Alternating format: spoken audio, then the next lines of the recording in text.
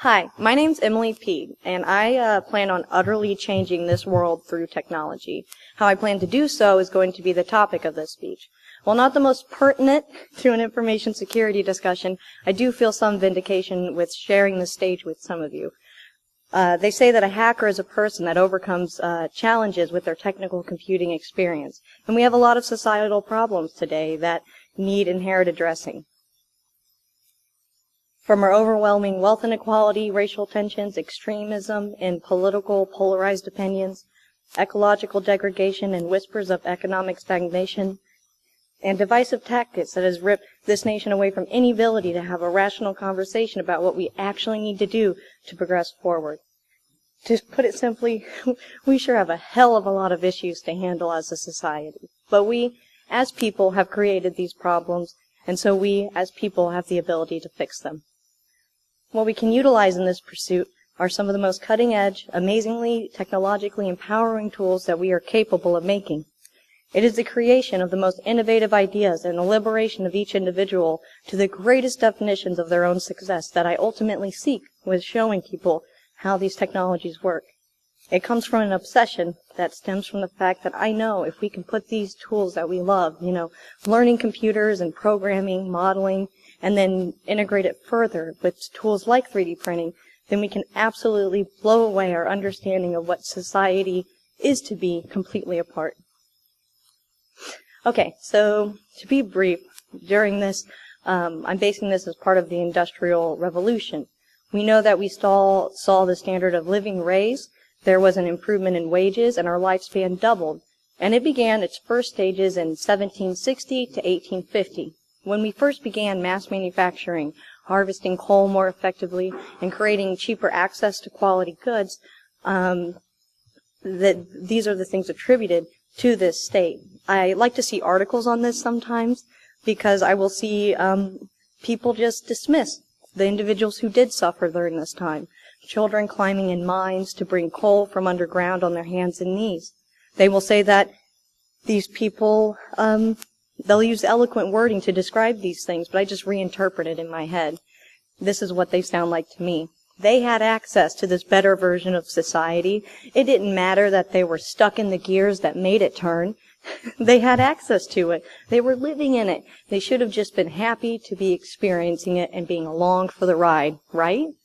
Right. And it's true, the ability to eat a variety of foods like never before, the falling of the death rate and increased population, and cheaper access to goods. These were all things correlated to this. But an 8 to 30% increase of wage was tied to a complete degradation of the quality of life experienced by moving into the city. They say that wages doubled from 1810 to 1850. That's 40 years. That's the lifespan of these people. They were stuck with these wages their entire lives. And people actually did live longer than 40. Most people who had basic access to food and medicine and were in a higher class tend to actually live towards the rate that we do today. But it was skewed by the fact that so many people did die so young. In fact, they say in Liverpool that the life expectancy fell to just 25 years in 1860. The middle class was created in the churn of countless individuals who toiled for 12 to 16 hours a day, but really the wage benefits, the health benefits, and the things that we praise the Industrial Revolution for, correlatable things to health, like a steady increase in height, these things didn't occur until the second portion of the Industrial Revolution, and for that, we dismiss countless individuals and their experiences. We brush over the Industrial Revolution, but just as a systematic wealth inequality in the United States today that claims the life of citizens 15 years earlier than those at the top, it seems it's a disease we never really got over. We never got over the dismissal of the suffering of these people because to us, they legitimately don't matter. I want to change that. We are in the stages of what they call the third industrial revolution. These things are separated by the technology that we use, and ours, for the third, is described by our adoption of the internet, computerized automation, and 3D printable technologies, and to our ability to connect like never before. Think of the pending half of the third industrial revolution to be the disbursement of the manufacturing ability to the layman and the changing of some deep-seated dynamics that we will get into in the next few slides. I know it's kind of a weird place to start a 3D printing conversation at, since this technology started in the 80s, but we are not looking carefully enough at this tool and all that it can do to change the dynamics that work against our very prosperous potential. These types of machines are the ability of every person to harvest the power of an industrial revolution in a box. This puts immense freedom into the hands of whoever wields it. This can be a great restructuring of society. If we learn how to utilize these tools, which will be a complication I speak about in a later slide, we will create a better society. But let's take a look about all the things that I'm bolstering about. We have a variety of machines available today. These machines started their developments in the 80s and have been breaking down in their cost and size since then. Just like the first computers, the first versions of these machines were large, cumbersome, the size of refrigerators. They were not considered investment items for the businesses, especially smaller ones. It wasn't until recently that these machines were viable for the rest of the consumer market, like the PC. These machines have increased their speed, usable materials, and alongside developments of processes that take items that used to take, hours to print and can now do it in minutes. For example, a company by the name of Carbon 3D created a new process called CLIP, or Continuous Liquid Interface Production, and it takes items that used to take a variation of 3 to 11 hours to print, depending on what production method you did use, and took it down to 6.5 minutes. These processes can involve lasers to fuse together powdered materials, extruded materials, that are those filaments that we're kind of familiar with, and then there's a liquid resin that is fused together with a variety of means. There are new processes and derivatives of each that are constantly evolving. We have the expense of these machines continuing to lower since the patents that surround some of them have finally expired and people are beginning to open source their designs. The most famous of this would be the RipWrap. The applications across this industry are really impressive. Think of all the variety of items that these machines can create. People have been using these machines to work in medicine, such as cheaper prosthetics, splints, and other items that have been used in real surgeries. From replacing stents for children to breathe, creating replacement hips, skin, organs through bioprinting, and even making drug compounds and pills. From systems like the REC, or the Willingham Robotic Exoskeleton. It's an assistive mechanism for the little girl pictured there. Her name is Emma, and she was born with a disease that made it so her arms were too heavy. The muscles were too weak to be able to move, so she wasn't able to play. She wasn't able to lift her arms up. She wasn't able to interact. And so they used 3D printing to take this REC exoskeleton and size it down to her little body, because she was only 2 when she needed it, and the other processes were not capable of making it to the design specifications. So with 3D printing and a lot of rubber bands, this little girl now is able to play, and she calls them her magic arms. It's really wonderful. And so now she can go to preschool and be more of the child that she was always supposed to be. And this is just looking at medicine. We have applicability to multiple industries: jewelry, fashion, arts, construction, energy, transportation, clothing, food, militarization, toys for children, weaponry, assistive and space colonization and construction, disaster relief efforts, and everywhere we could use just a little bit more freedom to produce. From hearing aids to shoes, we are beginning to see the fusing of these machines from other industries. Besides splintered production, that's kind of a term I made up, I think it also has relevance into the future. As markets diversify, localize, and utilize 3D printing technologies, more goods will be created that splinters the purchasing patterns in consumers, i.e., the variety of goods in the future where they can be created on demand will change some of our notions of shopping, advertising, and marketing. We can see it now. Think of the diversity efforts underway in advertising.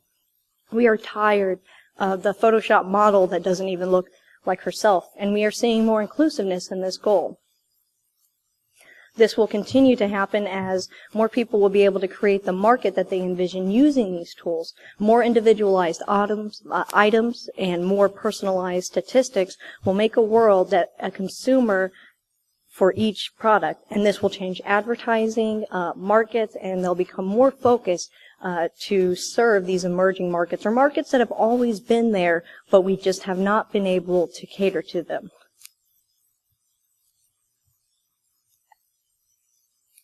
As these goods change, mass manufacturing and 3D printing are often compared. However, under the splintered production ideals, then the need for mass manufacturing may condense, as the market is actually just changing.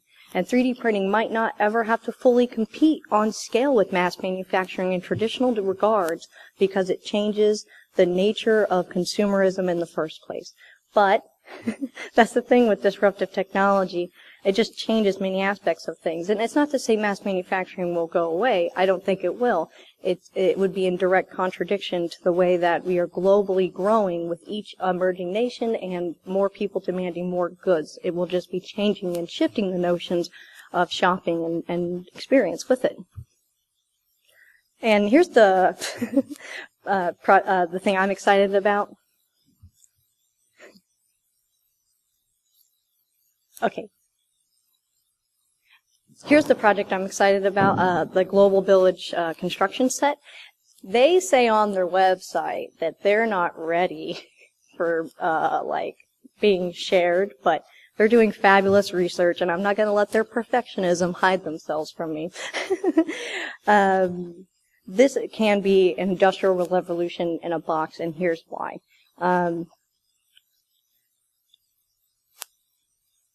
What this can represent specifically for everyone is the ability to access these tools at a lower cost.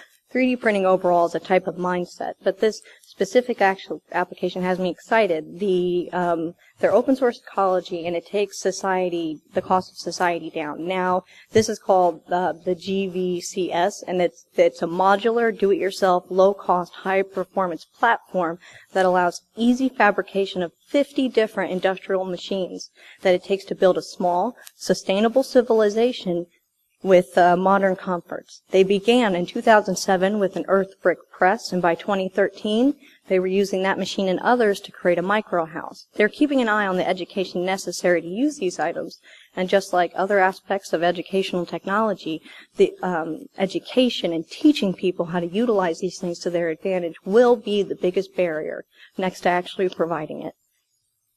These items make it easier to level the playing field. It is easy for urbanization.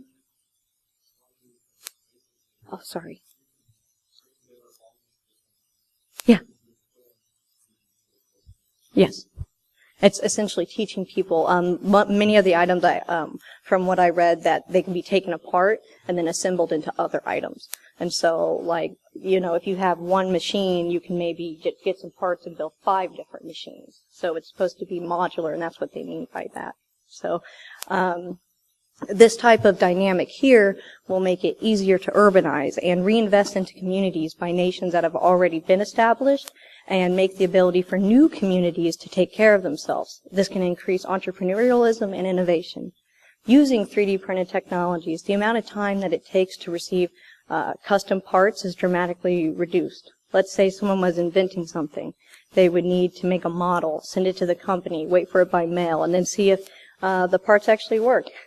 Using 3D printed technologies, this trend is reversed. This means that we now have faster and lower costs of production, and makes it easier to have more iterations of a design. This means that we have a more liberalized market for entrepreneurialism and innovation. This makes it easier for investors and tinkerers to just join in. This slide is about the economy. Setting up the stage of where 3D printing can be most useful. We have a mindset in our current economy. According to The Divine Right of Capital by Marjorie Kelly, we learn principles of the economic aristocrats. These take the form of our worldview, where we think the aim of a corporation is to pay stockholders as much as possible and employees as little as possible. The stockholders have untold privilege and claim wealth with very little effort. With the lack of understanding how corporations are embedded into their communities, we can see property battles ensue, where those of more modest means are unable to participate. What is most apparent in this concept of aristocratic economics is that corporations don't owe liberty to anyone but the stockholders. Employees are seen as an expense and something to be subjugated. Fired and replaced at the whim of a company is the reality of many. Finally, there is a principle of sovereignty, where the claim that they are private and the free market will regulate it itself, and we know how effective that can be. On the other side of the spectrum, we have principles of economic democracy, the first of which is said to be enlightenment, where all persons are created equal, and economic rights of the employees and the communities are equal to the capital owners. This gives employees more opportunity for wages, community input, such as the decision to move a factory away, and it would be more ideal towards the concept of self-regulation. If people actually had the ability to go to their neighbor and push for the regulation of the industry, how long do you think it would really take up to clean up the industries that create polluted air, water, and environment? The second of these principles for economic democracy has to do with equality, where wealth is not viewed solely as the pocket lining of the stockholder. The community has a cost. The environment has a cost. And the corporate wealth is not viewed as only belonging to one group. It goes to the community, the worker, and those who help to create it. With economic democracy, there's an understanding and obligation to perform public good.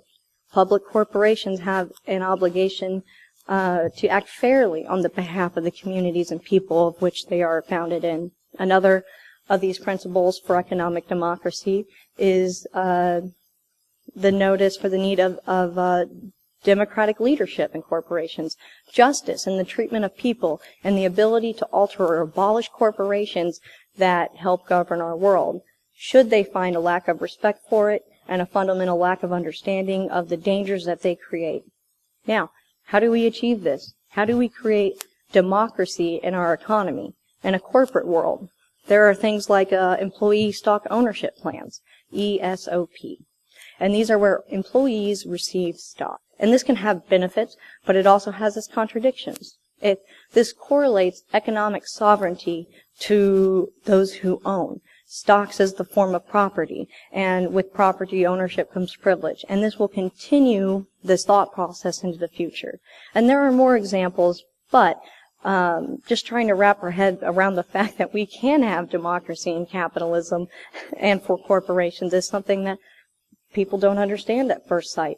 So for this, Marjorie Kelly points out in The Divine Right of Capital, as both quantum theory and chaos theory teaches us, the next state of the world is fundamentally not knowable. Our economy is too complex, change is too rapid, and political climate too hostile, and reform efforts too early for anyone to say what the endpoint of economic democracy will look like.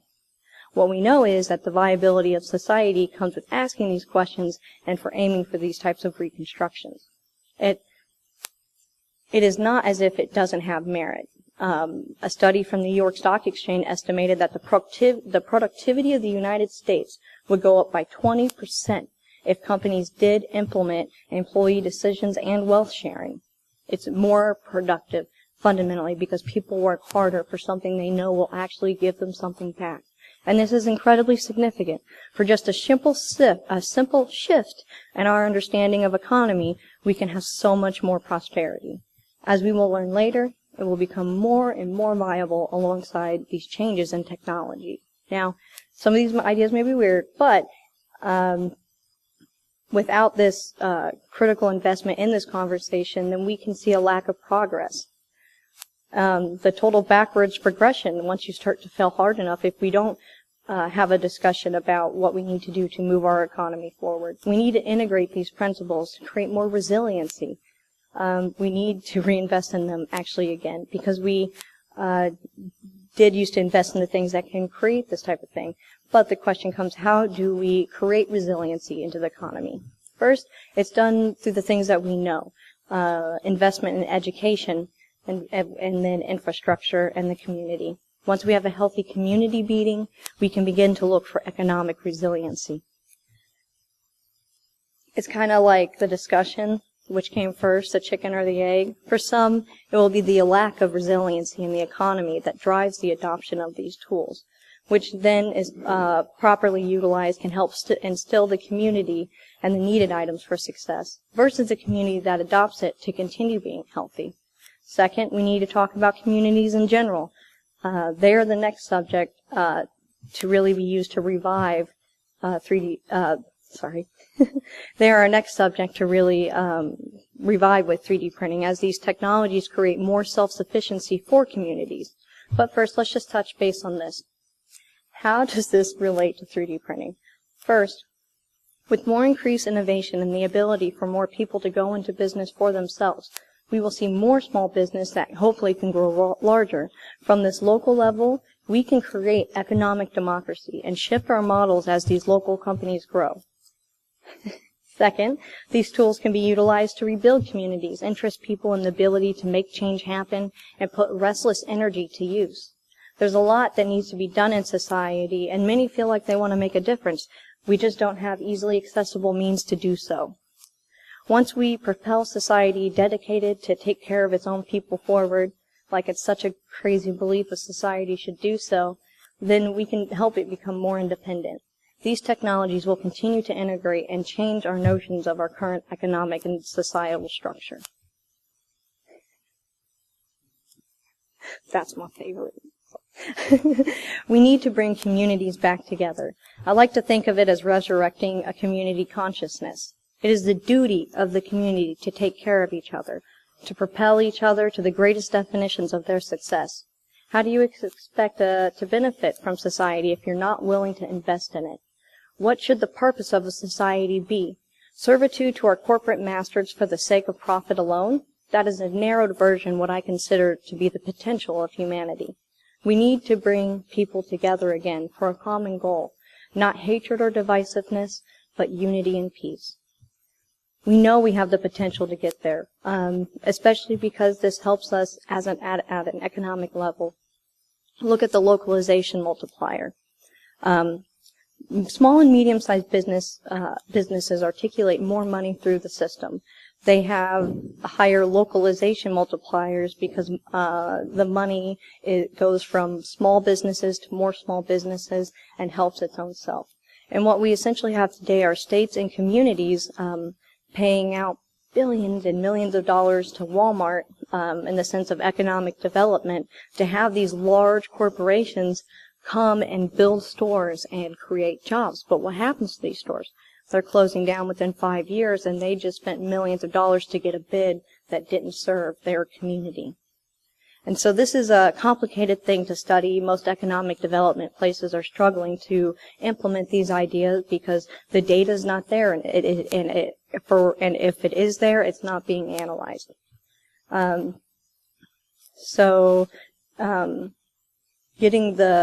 We need to shift our understanding of economic development and a study of civil economics that compared the economic impact of local versus non-local banks, grocers, pharmacies, and full-service restaurants. It found that local businesses in each sector recirculated significantly more revenue. This ranged from 17% for grocery stores and up to 77% for pharmacies. For some communities, it is suffice to say that just a 10% shift in the spending for economic development to local businesses and sectors could increase the new amount of jobs for a labor intensiveness and more competitive wages. One such way we can begin to think about our ability to rethink economic development is rethinking of what our definition of prosperity should be.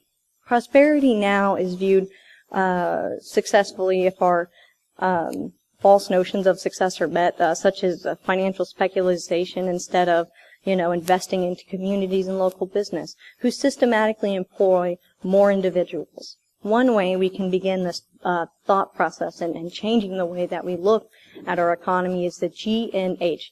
That is the Gross National Happiness Index, and that started in the 70s from a former king of Bhutan, and it is conceived on 4 pillars. It is good governance, sustainable socioeconomic development, preservation and promotion of culture, and environmental conservation. It has to do with the actual health of the society and people. It has to do with their happiness and the well-being of communities. It is not simply the continual blind gaze to the corporate profit as being the only indicator of health in communities. Should we begin to measure R, G, and H, I wonder how we would score. Well, we already know that. In 2012, a report was done by the UN, and it showed that the United States scored 10th. And you know what? I'm willing to bet right now we're not number one. We are going to have to change things. If we need to change the way we view things and look at things and understand things in order to help change the tide for our society in order to be more positive and more productive. Okay, so there's some really cool developments within more of a sustainable economy that would be enabled by 3D printing. First is the complete connection between our waste and our ability to produce. As previously mentioned, we have filaments and materials that can be made from waste products, items such as there's filaments that are made from leftover coffee grounds, or there's filaments that are made from leftover materials from beer production. There's just a lot of things that we can use. Recycling saves 75% of the energy compared to what it takes to mine materials out of the earth, refine it, not to mention the massive savings in greenhouse emissions creation from condensing of the manufacturing plane. This condensing of this manufacturing and supply is coming. People will be able to go to a store and have items printed on demand, purchase them and have them produced locally and then saving shipping and production costs for the creator themselves. And that's in addition to people maybe having a machine at home. They purchase something and it prints right at home. Originally, and this will enable a new green economy. Originally, mined materials are sent to one country for refinement, to another for the creation of the part, and yet to another for the assembly of the good. Finally, the good then goes around the world to where the demand is. This process has many environmental emissions that no one is willing to take responsibility for. With the adoption of these technologies, there will be a shift in the supply chain and a disruption to the production and hopefully lessening of environmental degradation. One more advantage that 3D printing will distinctly hold in the future is that it is additive manufacturing based. Subtractive manufacturing takes materials away from an object to create it. With the additive, we are making precise goods and have less waste. As the world continues to globalize and developing and emerging nations come into play, the more materials that we can save on a global scale and over the long term are now more important than ever. Once again, this is something that 3D printing can completely foster, alongside the reuse of materials through filament makers. Once again, what is more important is that people actually learn about the manufacturing process.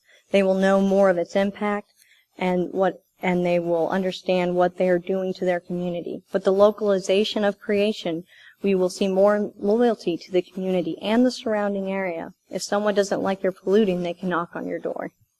This is everyone's world, not just a thing to be ruled by a single class of people, but something to be shared so that everyone has equal opportunity to success and happiness. With 3D printing and all of these wonderful trends, I believe we can do something like this. Now, let's move into how this will manifest itself into helping developing and emerging economies. According to a book called Poor Economics, we have a lot of statistics that really want to make us work towards progress for the developing world. They say that every year 9 million children die before their 5th birthday. A woman in sub-Saharan Africa has a 1 in 30 chance of dying while giving birth. We have it at 1 in every 5,600 births for developing nations. For developed nations. The average life expectancy is 55 years old, and in countries like India alone, they project that more than 50 million school-going children cannot read a very simple text. These types of items are almost part of a society that's changing and growing, or at least they are for now. And we know that in the United States, our systems are not serving individuals as well as they could, and we are seeking to cut funding to an incredibly important institution that will only stunt the growth potential for this nation. So, people think of the world as only the G7, which before the financial crisis, it was kind of the way the world was just considered, but now we have the G20.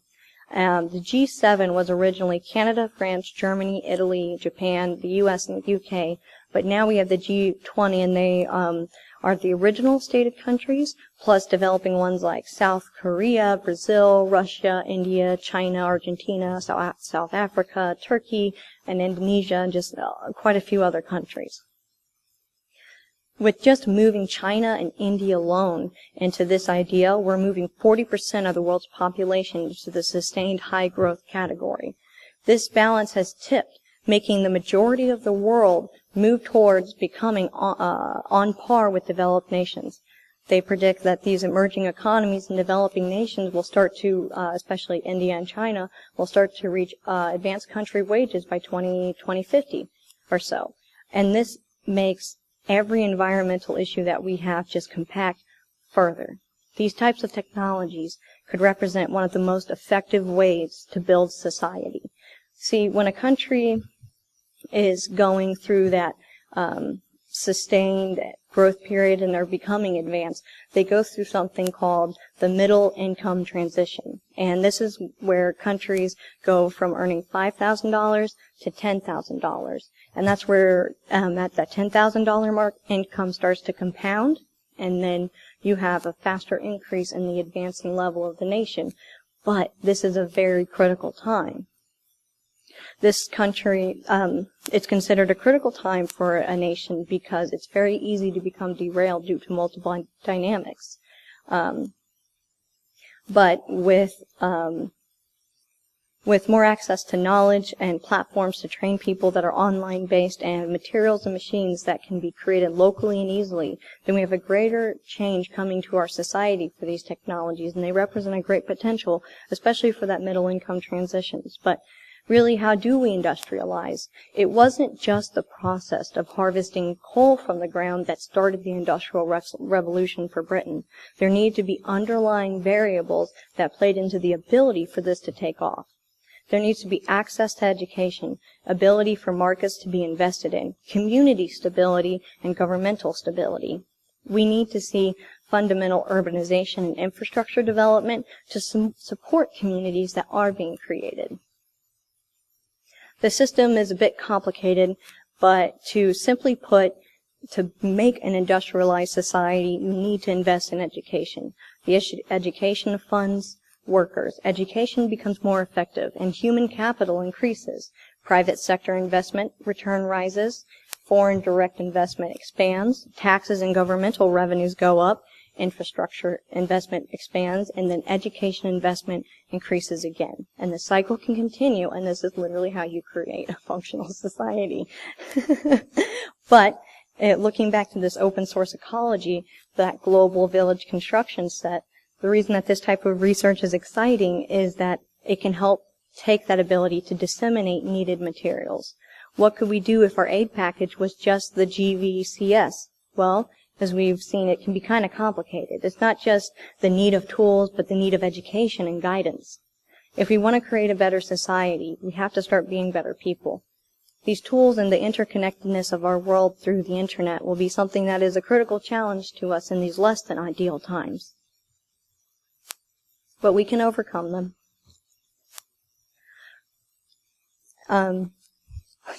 Leveling inequality. Our society is failing to take care of its most vulnerable. And I find there's something to be culturally sick about that. We need to be more empathetic as human beings. And I'm not going to waste my time to discuss the disparaging wealth inequality in this country. We know we have it at a systematic level. And I'm not asking the people who created this type of inequality to fix it. They're too selfish and lazy. That's why I believe in what 3D printing technology represents, which is fundamentally fueled by the personal computing movement, and this teaches us that we can change society for ourselves. We can utilize these tools to create a social system that we actually need to foster a nation that serves the axioms of which it was founded upon. Let me be clear. If it was in the best interest of everyone in this country to be as successful as they possibly could be, then everyone would be as successful as they possibly could be. We have a thought process in this country where someone becomes less of an American and has less citizenry the moment they start to go down the rungs of the social ladder, especially when they start to fail economically. It's easier to dismiss their experiences, underestimate the damage of the things they are subjected to, and we harden ourselves against showing sympathy for their experiences. Now, all right, I'm going to get off this little soapbox and onto the analytical box. In order to have this prosperous economy that does serve the needs of the most vulnerable, there needs to be a key investment in what we know is important: community, infrastructure, and education. Further, we need to realize that trickle-down economics has just failed this nation. We need to realize the fault within trickle-down economics, but there are other aspects of our economic system that need restructured in order to continue fueling the growth of our strapped middle class. We have wonderful things to look forward to should we actually play our cards right. We can level inequality in this nation by changing some very simple notions of how a business runs. As technology automates and we shift to a more universal basic income technique, I honestly hope we could see a renaissance, at least, a maker renaissance that helps people explore all of their potential. This could be spurred on by an internet-based global economy that we're building now, and we have been building. Even if someone is making local goods with a 3D printer, it's not a wild stretch of the imagination to sell to someone in another country, especially when we have a disconnected production model where that person is able to print your good in their house or at a store down the road from you. And this blurs the line between what is actually viewed as a global economy, but that was the purpose of becoming a global economy in the first place. This will continue to change notions of shopping, but also notions of charity. People in this pending era will have the opportunity to have basic goods in times of need. Just as we were toying with the idea of universal basic income, these trends will continue to evolve in our ability to solve the problem of inequality. That can be through the era of abundance and the ability to honestly quit being selfish and start to share.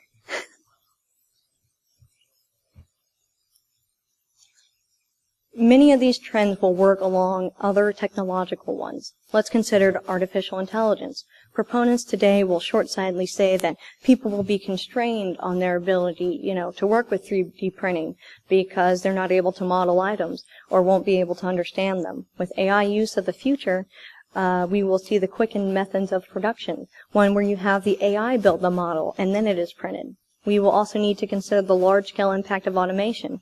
As corporations are trained to kill costs whenever possible in this pursuit, less and less people will be utilized or underutilized in the positions that they are in. In order to create a more functional society, we need to use 3D printing technologies to empower these people to do more for their communities, and is going to be needed because they are going to be displaced. We then have this total idea. We have the little pieces. We have the communities that need refocusing, ecological constraints, and a decision and a decisive need for economics that restructure the wealth generation to be oriented towards the community. A sustainably based, localized, generative economy is this focus. By following the principles of economic democracy and renewed focus for economic development, we begin to bring something new into focus for ourselves. Our economy, societal stability, and personal well-being may well hinge on it. Within our lifetimes, we will most likely begin to see the start of the fourth industrial revolution. It has a lot to do with some of the trends that we're bringing up now, artificial intelligence and 3D printing. And this can change the tone of the conversation to one of empowerment. We will ride the wave for the rest of the third industrial revolution and catch renewed fervor with the beginning of the fourth. We know what we can do to create a healthy society. With our growing global connectedness, then I believe that these benefits will be shared even faster, with more of those who are in need than we ever could have before. I believe that these tools can change our future. They are the future, and it is just up to shape it to what it is supposed to be. We just need a vision. I'm trying to stand up for a different one than most people might imagine, because there is still hope. No matter how this society is set up, we can transform it for tomorrow. It's not to say that this will appear overnight. We have a lot of issues that need to be contended with, and change doesn't happen overnight. But we do have a potential to change every aspect. There are some things we should keep an eye on, though. There's regulation of this industry. We shouldn't restrict the opportunities to utilize this type of technology, and we need to create open educational opportunities. But we should be aware of some of the potential problems, such as the ability for someone to save a few bucks and repair an item with a modification of a less durable material or of the not right type. People could create dangerous items such as guns, and this can be alarming in two regards.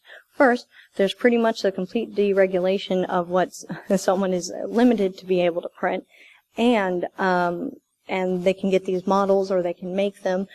Secondly, even if they make a functional item like a gun, and they could have it and then use it, and it could backfire, harming them in the process. So we have some issues within this that we need to address before they actually bite us in the bud. We have industries that simply do not have enough qualified individuals for these positions. The same thing that is restricting technology will restrict 3D printing, and so we need to foster educational opportunities so this industry doesn't hit the same bumps. Since this could really be a tool to contend for a society to adopt technological education, I think that the reasons to not have more technologically current curriculum for students around the world continues to dwindle. Not that there were many people contending against it in the first place, but now we really need to look at this as a critical investment tool for our society. Alongside that, we still need to evolve these tools. Charles Hull is the father of 3D printing and was in the 90s predicting that this industry would need a few more decades to mature and then reach more mainstream awareness. And he was right, but even he is quoted in saying that he is surprised at how long the technology he is quoted in saying that even he is surprised at how much the market has changed. He didn't think that there would be 3D printed organs in all these items that we have today. But just as we don't know the outcome of integrating more democracy into the workplace, or more justly, we don't know completely how it will play out, the same can be said of 3D printing. And many of these trends I have pointed out. It comes to the difference that people can make. And sometimes we're pretty meh. But we can overcome that.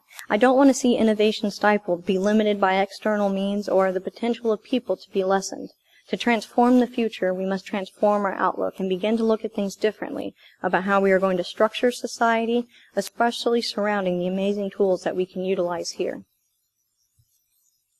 So, what do you call it when you keep pursuing a goal when you yourself have trouble finding your own faith to keep pursuing the goal? What is it when your dream and your hope is just a thin thread that you cling to and you assume failure waits you on the other side of bringing your dreams to fruition?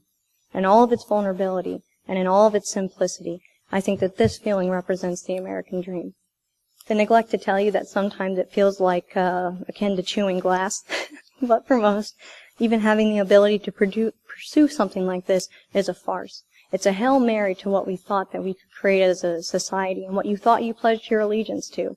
The American dream should be a rallying cry that we push every citizen to bring them to the greatest definitions of their success. But we know we do not. We are at a transitionary period in our society, nationally and globally, which is why things are so chaotic.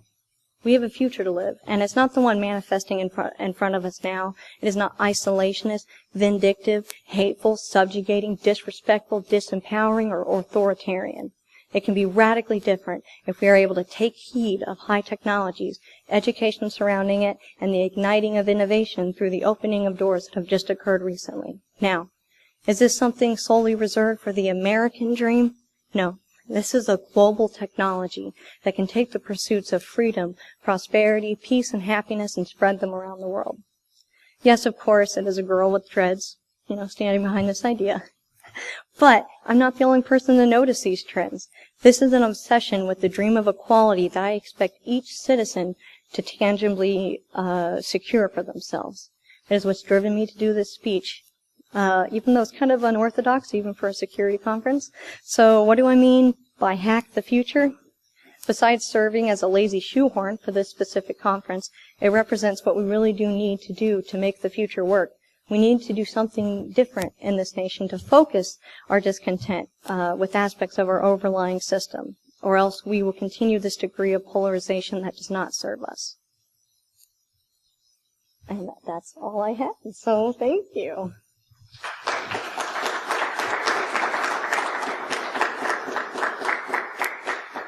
I'm actually going to be doing a book on this, so if you guys go to that website, you can get like pre-sale information. So I don't know. I think it's going to release. I'm going to release it in like the next 3 months. So that's where we're at. If you guys have any questions. Pardon? You what? You do. You print it out at home.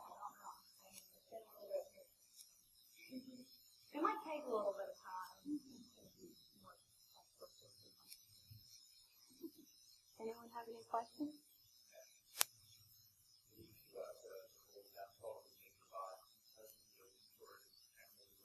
Megabot did that bullshit themselves and made it in 2012 and closed it back in. I want to do it. I hope people are getting out of the non-stop and the real non-stop. I don't know.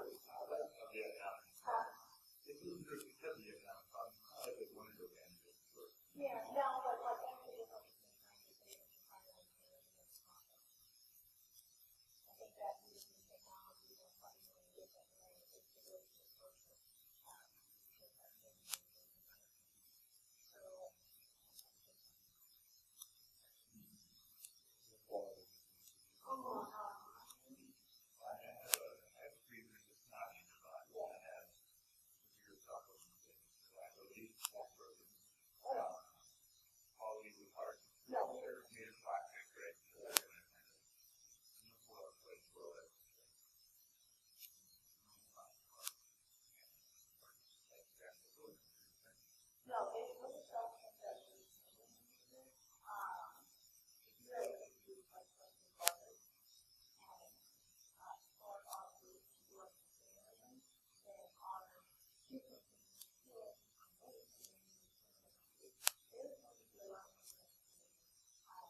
that